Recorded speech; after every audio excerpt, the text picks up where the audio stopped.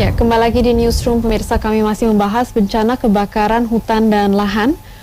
Pak Rifani, untuk pertanyaan terakhir dan sekaligus closing statement, apakah kebakaran hutan di sebagian Kalimantan ini akan mempengaruhi soal pemindahan ibu kota kita nanti?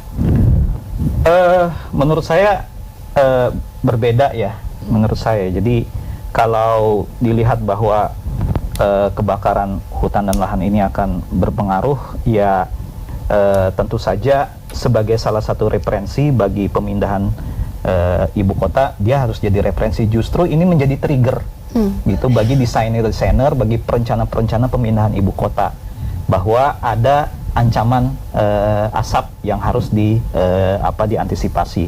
Tetapi kalau kita melihat lokasi yang ditunjuk oleh Presiden, itu potensi menimbulkan bencana kebakaran lahan itu relatif lebih kecil gitu ya, lebih kecil, karena kan di daerah Penajam, Pasir Utara dan Kutai Kartanegara itu kalau kita lihat itu adalah lokasi bagian dari lokasi kawasan hutan tanaman industri yang relatif itu bukan kawasan gambut gitu.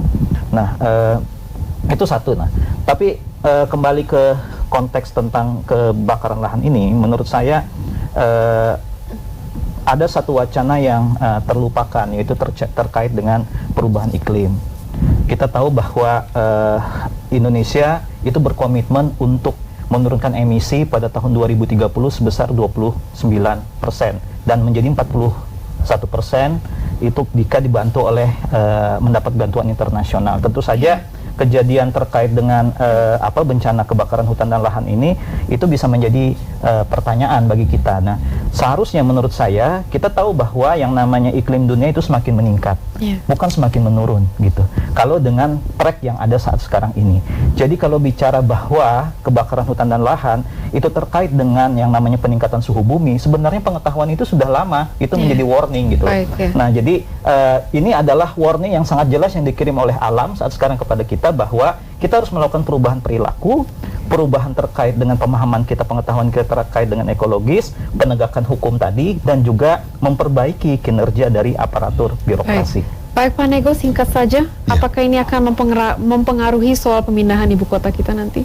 Tentu seperti disampaikan tadi, kami setuju ya bahwa ini menjadi referensi, dan kemudian kan kita tahu bahwa prosesnya kan masih dalam perencanaan, dalam pengkajian, dan ini memang harus menjadi satu isu penting, karena bagi saya yang mengurusi lingkungan di kantor Presiden senang juga, gitu. Senang dalam arti selama ini kan orang bicaranya itu hanya dari mana duitnya dan lain sebagainya, tetapi orang jarang bicara ini bagaimana lingkungannya, gitu lah. Sehingga kejadian yang kita alami dengan kebakaran hutan dan lahan ini harus menjadi referensi kita untuk melakukan perbaikan di tingkat tadi ke perilaku, kebijakan maupun program-program yang akan dilaksanakan ke depan. Gitu. Baik, terima kasih Pak Rifani, terima kasih Pak Nego.